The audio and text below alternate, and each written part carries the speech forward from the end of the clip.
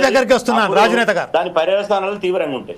రాజనేత గారి దగ్గరికి వెళ్దాం. రాజనేత గారి దగ్గరికి తర్వాత మనం హనుమంతుని దగ్గరికి లాస్ట్కు సంబంధించిన ఒక కంక్లూడ్ కదా.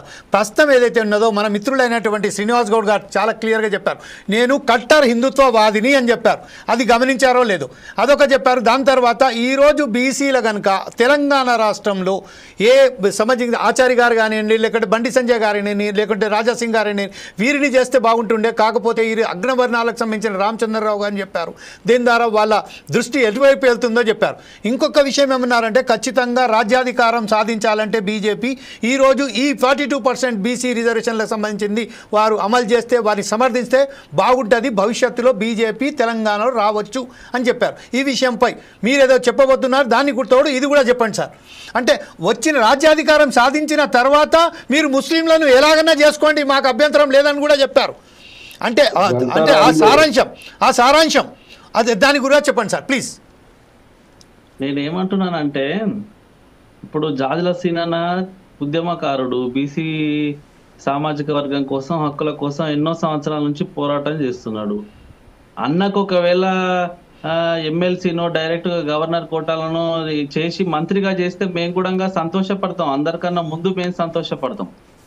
అయితే నేను ఈ సందర్భంగా ఏం చెప్తున్నానంటే భారతీయ జనతా పార్టీ చాలా స్పష్టంగా చెప్పింది. మా కేంద్ర మంత్రి వర్యులు కిషన్ రెడ్డి గారు కానీ, రాష్ట్ర అధ్యక్షులు రామచంద్రరావు గారు కానీ చాలా క్లియర్ గా చెప్పారు, మేము 42% రిజర్వేషన్లకు పూర్తిగా మద్దతునిస్తున్నాము, కానీ అవి ఖచ్చితంగా అమలు చేసేటువంటి బాధ్యత కాంగ్రెస్ పార్టీదని పదే పదే సందర్భాల్లో చెప్తున్నాం.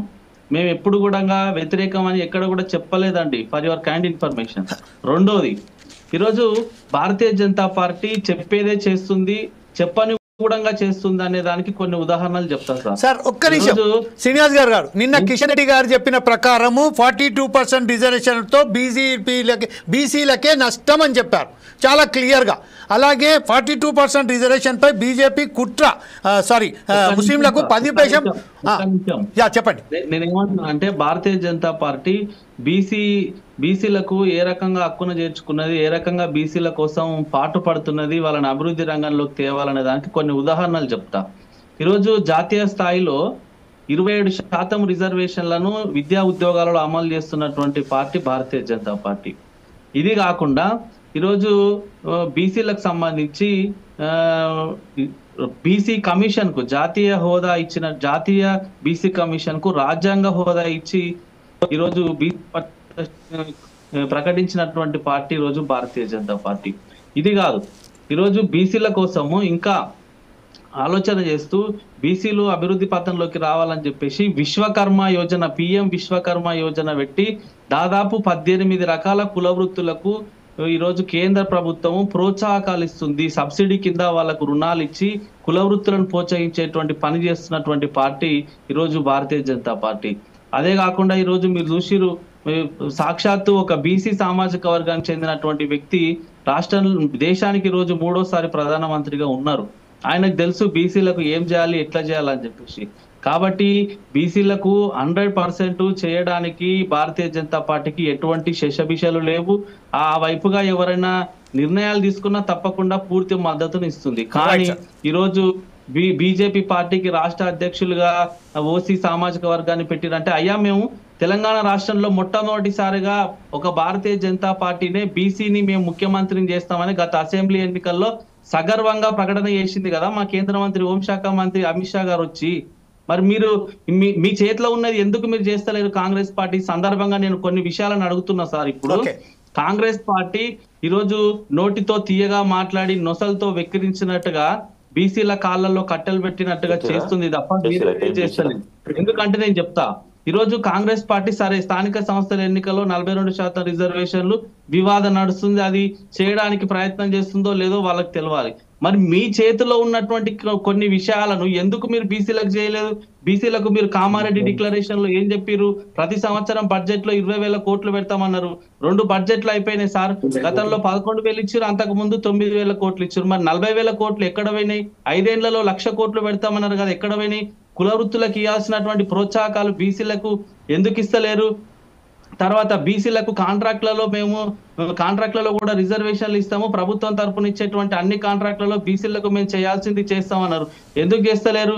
ఇప్పుడు 18 మంది మంత్రివర్గంలో మనకు 42% రిజర్వేషన్లు అమలు చేస్తే ఎంతమంది ఉండాలి?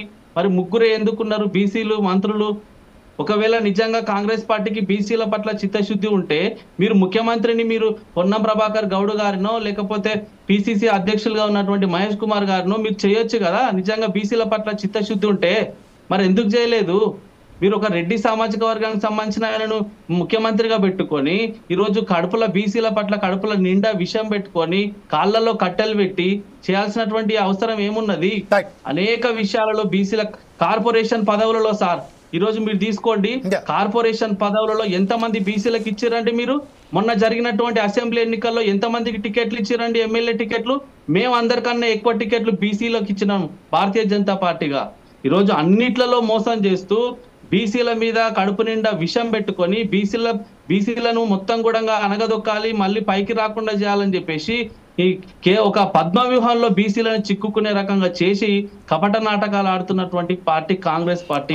నిజంగా మీకు చిత్తశుద్ధి ఉంటే నేను ఇప్పుడు చెప్పినటువంటి విషయాలలో ఎక్కడ కూడా చట్టపరంగా గాని న్యాయపరంగా గాని రాజకీయ పరంగా గాని ఎక్కడ కూడా అడ్డంకులు రావండి. ఎందుకనంటే మీరు కామారెడ్డి డిక్లరేషన్ లో చెప్పినాయి, మండలానికి ఒక డిగ్రీ కళాశాల ఏర్పాటు చేస్తామన్నారు, బీసీ గురుకులాలను ఏర్పాటు చేస్తామన్నారు, బడ్జెట్ లో నిధులు కేటాయిస్తామన్నారు. ఇవేవి చేయకుండా బీసీలను నయవంచనకు గురి చేస్తూ మోసాలకు గురి చేస్తూ ఇవేవి మీ చేతిలో ఉన్నాయేమో చెయ్యరు. చేతిలో ఇవన్నీ మీ చేతిలో ఉన్నాయే కదా. రాజనేత గారు సమయం అయిపోయింది కాబట్టి మనం ఒకసారి కంక్లూడ్ గా ముదిరాజ్ గారు హనుమంత్ గారు ఒక విషయం చెప్పి కంక్లూడ్ చేస్తున్నా నేను. చెప్పండి సార్. భారతీయ జనతా పార్టీ మాత్రమే ఈ రోజు తెలంగాణ రాష్ట్రంలో గాని దేశంలో గాని బీసీలకు మంచి చేయడానికి సిద్ధంగా ఉంది, ఖచ్చితంగా చేసి తీరుతుంది. అంతే తప్ప కాంగ్రెస్ పార్టీ లెక్క కడుపులో విషయం పెట్టుకొని ఏమంటారు నోట్ల తీయగా చక్కెరల లెక్క మాట్లాడేటువంటి పార్టీ భారతీయ జనతా పార్టీ కాదు.